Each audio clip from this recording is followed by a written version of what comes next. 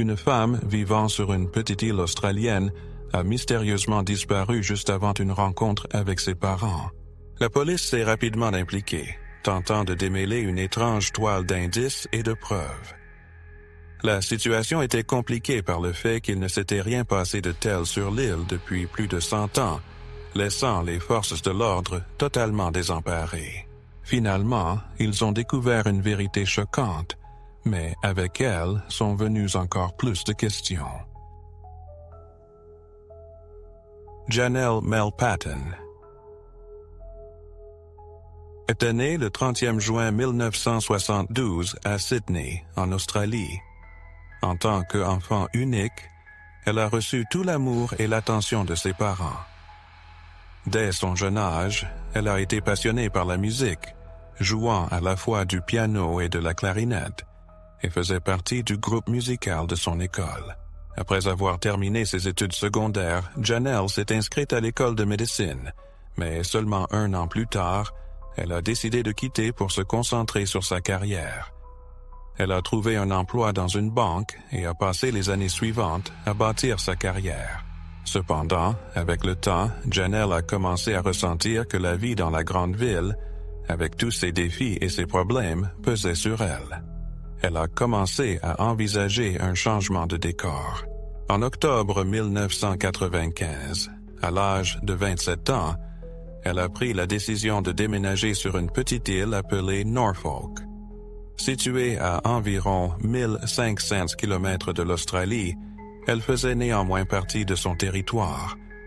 À l'époque, l'île fonctionnait sous des lois locales et avait ses propres coutumes, ce qui en faisait un endroit relativement indépendant.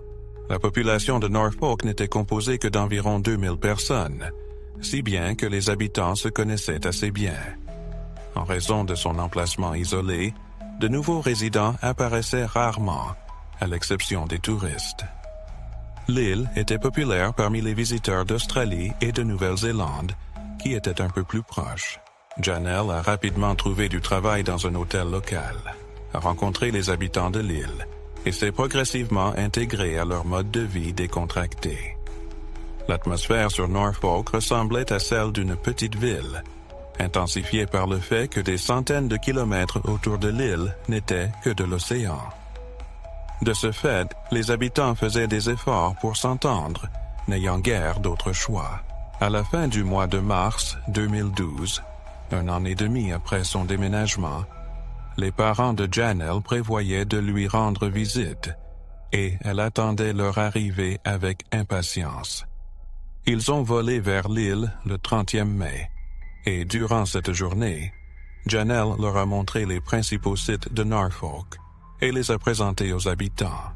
Le lendemain, elle avait un service matinal à l'hôtel et ils avaient prévu de se retrouver juste après son travail. Janelle avait loué un petit cottage chez un résident local, n'ayant pas de place pour 2 invités chez elle. Elle avait donc réservé une chambre à l'hôtel pour ses parents. Le matin suivant, Janelle a terminé son service vers 11 heures et s'est mise en route pour sa promenade quotidienne. Elle empruntait régulièrement un petit chemin menant à un point de vue au bord de l'île. Ses parents s'attendaient à ce qu'elle arrive à l'hôtel vers midi, mais Janelle était visiblement en retard. Au début, ils pensaient qu'elle avait peut-être été retenue par quelque chose d'urgent. Alors, ils ont décidé de faire une promenade en attendant son retour. Avant de partir, ils avaient laissé un mot à leur fille à la porte. Cependant, lorsqu'ils sont revenus vers 14h30, le mot était toujours là. Il était clair que Janelle ne revenait pas, et ils ont commencé à s'inquiéter. Ils ont tenté de l'appeler, mais elle ne répondait pas, ce qui leur semblait étrange. Les parents ne comprenaient pas où leur fille pouvait bien être sur une si petite île, et craignaient que quelque chose ne lui soit arrivé. Ils se sont rendus à son cottage et ont trouvé la porte d'entrée déverrouillée. Bien que cela ne soit pas inhabituel pour Norfolk, où les habitants verrouillent rarement leurs portes en raison du faible taux de criminalité, cela les a néanmoins rendus mal à l'aise. À l'intérieur de la maison, il n'y avait aucun signe de Janelle ni d'indication qu'il s'était passé quelque chose. Sa voiture était garée dehors, intacte. Alors que les parents étaient à l'intérieur, l'un des amis de Janelle est arrivé.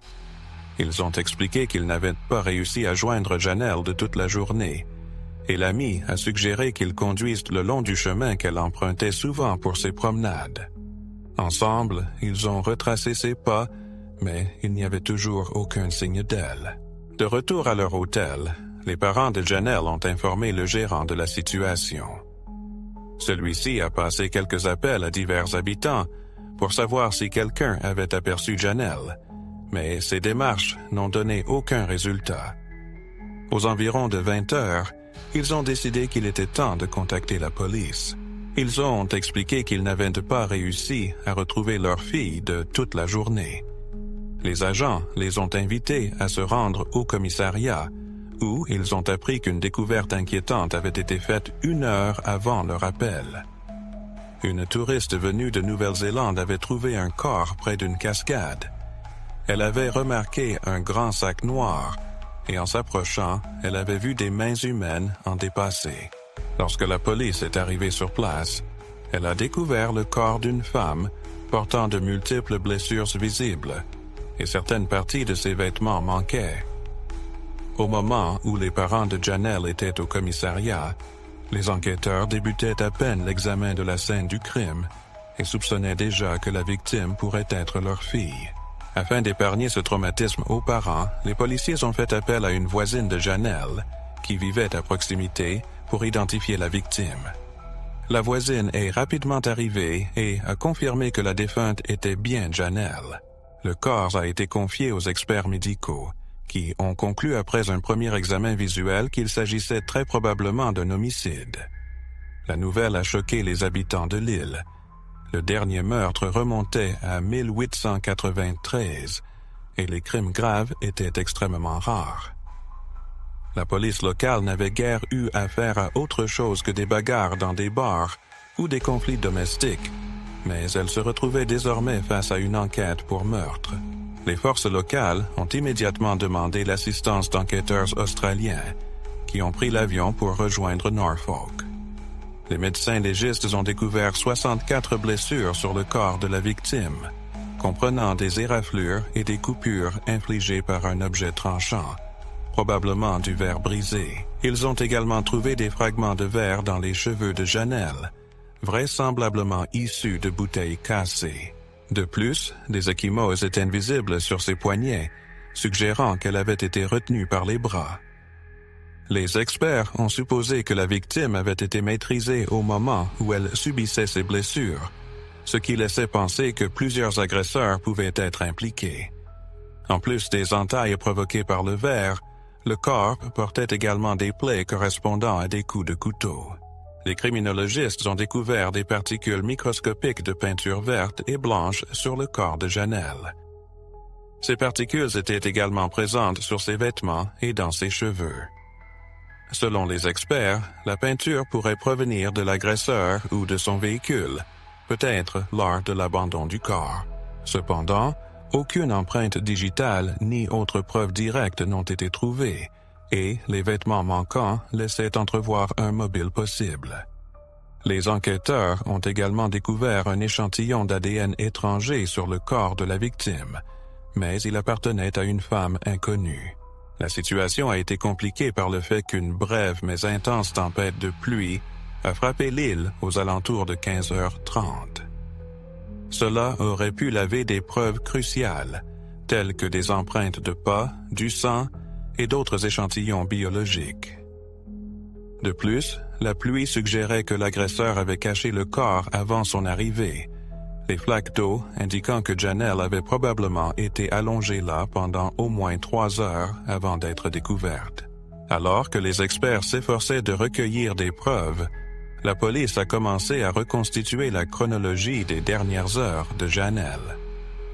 Ils ont établi qu'après avoir terminé son travail, elle s'était arrêtée dans un magasin avant de rentrer chez elle. Au même moment, le propriétaire de la maison qu'elle louait l'avait vu quitter son domicile pour sa promenade quotidienne. Environ 10 minutes plus tard, un autre résident local a emprunté cette route et a aperçu Janelle. Un témoin vivant près de la fin de son parcours de marche l'a également vu.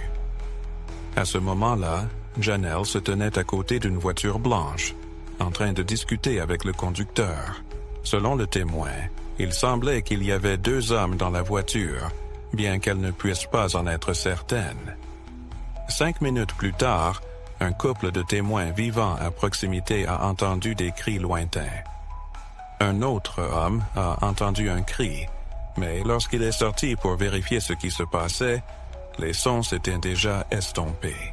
La police a déterminé que la victime avait été attaquée vers 1h45 du matin, juste une demi-heure après la fin de son service. N'ayant pas de pistes substantielles, ils ont décidé d'envoyer le sac noir contenant les restes de Janelle vers le continent pour analyse avec des technologies avancées. Peu de temps après, ils reçurent les résultats.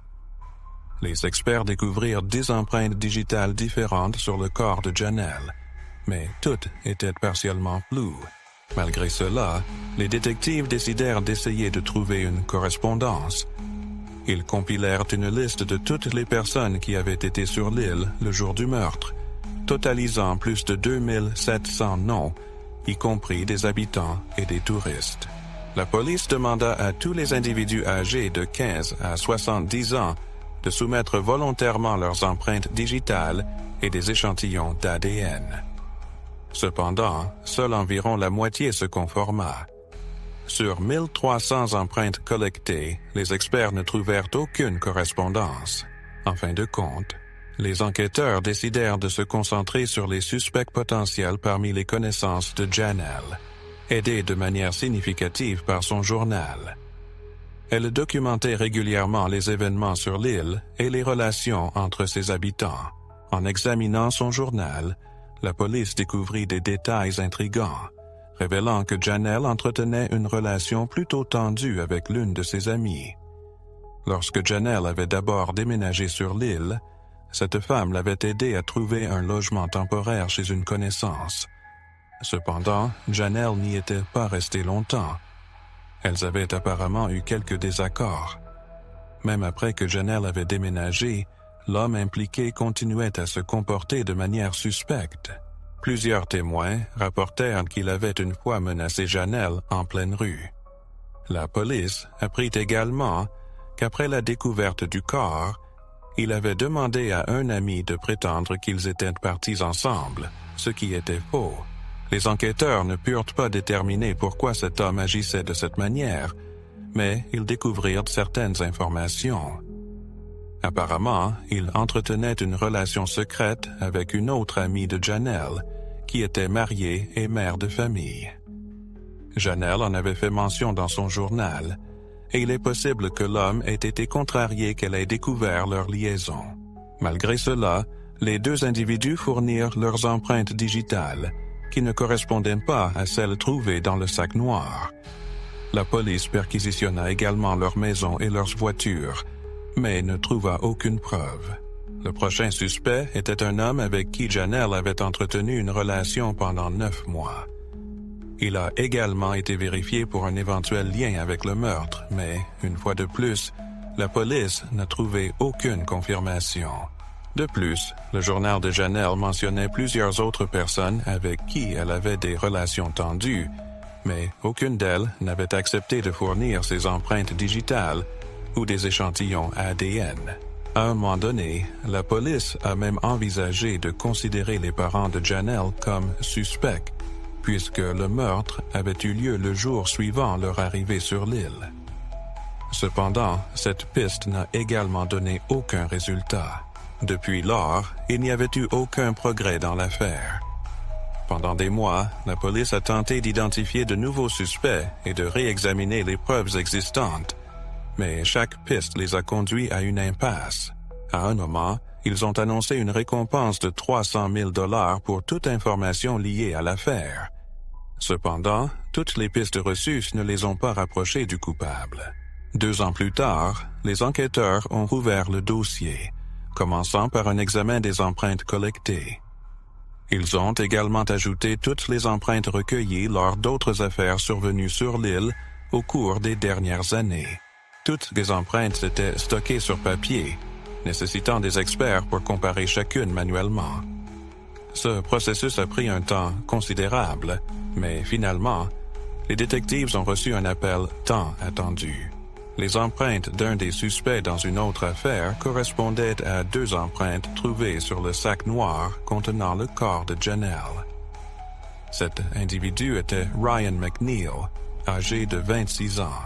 Peu après le meurtre de Janelle, la police l'avait interrogé au sujet d'un cambriolage, mais aucune accusation n'avait été portée à ce moment-là. Néanmoins, ils avaient pris ces empreintes, qui avaient, depuis, été conservées dans leur dossier. La police a également découvert qu'en 2002, McNeil possédait une Honda blanche, correspondant à la description donnée par un témoin ayant vu Janelle près d'un véhicule similaire quelques minutes avant sa mort. Un autre fait intriguant était que McNeil avait quitté l'île peu après le meurtre. Il était arrivé de Nouvelle-Zélande en 2000 avec sa femme et avait trouvé un emploi dans la région, mais ils avaient ensuite divorcé, peu avant son départ. Au moment de l'enquête, McNeil vivait en Nouvelle-Zélande avec sa nouvelle épouse et leurs 2 enfants, ce qui compliquait considérablement la tâche des enquêteurs pour l'interroger. Cependant, ils comprirent qu'il n'avait probablement pas emporté sa voiture de l'île et décidèrent de tenter de la localiser pour que des experts en criminalistique puissent l'examiner à la recherche d'éventuelles preuves. Rapidement, ils eurent du succès. La Honda blanche de Ryan McNeil fut retrouvée abandonnée dans une zone reculée de Castries et remise aux experts en criminalistique. Les enquêteurs obtinrent également un mandat de perquisition pour le domicile où il avait vécu pendant son séjour sur l'île. En examinant chaque recoin de l'intérieur de la voiture, les experts découvrirent des particules de peinture blanche et verte correspondant à celles trouvées sur les vêtements de la victime. Ils trouvèrent également plusieurs éclats de verre identiques à ceux découverts dans son ancienne maison. Les spécialistes en criminalistique confirmèrent que ces échantillons, ainsi que les éclats provenant des vêtements de la victime, correspondaient à 100% et provenaient du même type d'objet. Ils identifièrent également un petit fragment d'étiquette sur l'un des éclats de verre, qui s'avéra être celui d'une bouteille de vin. Dans le jardin de l'ancienne maison de McNeil, la police trouva une bâche noire du même type que celle utilisée pour envelopper le corps de Janelle. De plus, plusieurs cheveux humains et traces biologiques furent découverts dans le coffre de sa voiture. Cependant, ces 2 éléments avaient se dégradé avec le temps, rendant impossible l'extraction d'échantillons ADN. Déterminés, les détectives décidèrent d'envoyer les échantillons de cheveux à un laboratoire aux États-Unis, réputé pour ses outils analytiques avancés. Ce processus prit une année entière. Le premier laboratoire était surchargé et ne pouvait pas commencer l'analyse dans l'immédiat. Finalement, l'un des enquêteurs dut se rendre aux États-Unis pour livrer les échantillons à un autre laboratoire. Au début de 2006, la police reçut enfin les résultats. Les experts confirmèrent que les cheveux appartenaient à Janelle. Avec cette pièce cruciale à conviction, les détectives obtinrent un mandat d'arrêt contre McNeil et se rendirent en Nouvelle-Zélande, où il fut arrêté. McNeil fut expulsé vers l'Australie et officiellement accusé de meurtre. Lors de son tout premier interrogatoire, à la surprise des enquêteurs, il commença à confesser de manière inattendue. Ce matin-là, l'homme avait fumé un peu d'herbe et décidé de faire le tour de l'île en voiture. À un moment donné, il se pencha pour ramasser un paquet de cigarettes tombées, perdit de vue la route et heurta quelque chose.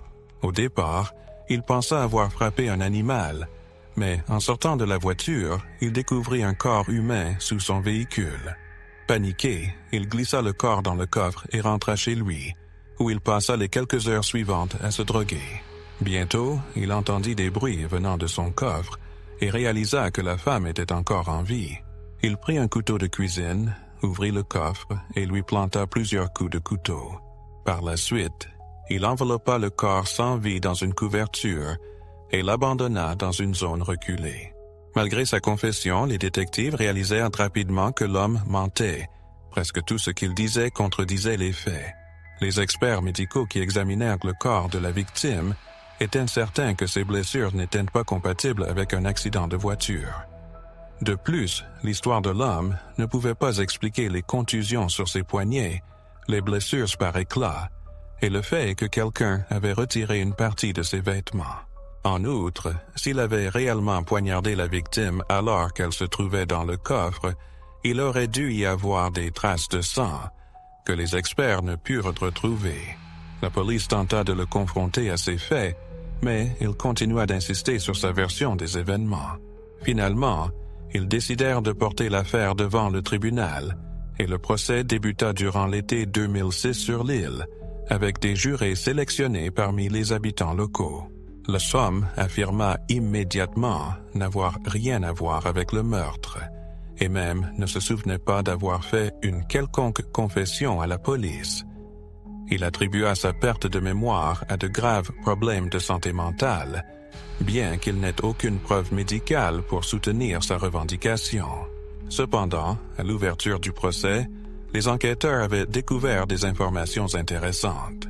Ils savaient que les avocats de l'homme allaient s'emparer du fait que des traces d'ADN féminin avaient été trouvées sur le corps de la victime. Cet ADN n'était pas seulement présent sur les vêtements de la victime, mais aussi sous ses ongles. Cela suggérait que la victime avait réussi à griffer la femme avant sa mort, indiquant qu'elle aurait pu être impliquée dans le meurtre. Après l'arrestation de l'homme, les enquêteurs interrogèrent tous les proches de la victime afin de vérifier s'il y avait un lien entre eux et la victime. Une de ses amies se souvint que 2 ou 3 semaines avant sa mort, la victime lui avait demandé si elle connaissait une femme nommée Alicia et son mari, Glenn McNeil. L'amie déclara qu'elle ne les connaissait pas personnellement, mais les avait vus, et la victime changea de sujet. Cette même amie mentionna qu'elle travaillait dans un bistrot local, et à un moment donné, elle aperçut Alicia dans la rue. La femme était couverte de quelque chose de rouge. Lorsqu'on lui demanda à ce sujet, Alicia parut visiblement perturbée, mais répondit que ce n'était que de la peinture avant de s'éloigner. Pour une raison quelconque, le témoin ne jugea pas important de faire part de cette information à la police à l'époque. Elle ne voyait aucun lien entre ce qui s'était passé et le meurtre de Janelle, et ne s'en souvint que plus tard, lorsque les enquêteurs l'interrogèrent au sujet de McNeil et de sa femme. Alicia fut appelée à témoigner devant le tribunal et affirma qu'elle n'avait rien à voir avec le meurtre. Fait intéressant, par la suite, cet ami de Janelle changea sa déclaration, alléguant que le meurtre était lié à un culte religieux de 6 personnes. Cette révélation surprit les enquêteurs, et tous les témoignages précédents furent remis en question. McNeil continua de nier toute implication dans le meurtre, insistant sur le fait qu'il ne se souvenait pas de sa confession. Néanmoins, le jury le reconnut coupable, et le 9 mars 2007, il fut condamné à 24 ans de prison. Bien que l'affaire fût close, beaucoup continuaient à douter de la culpabilité de McNeil.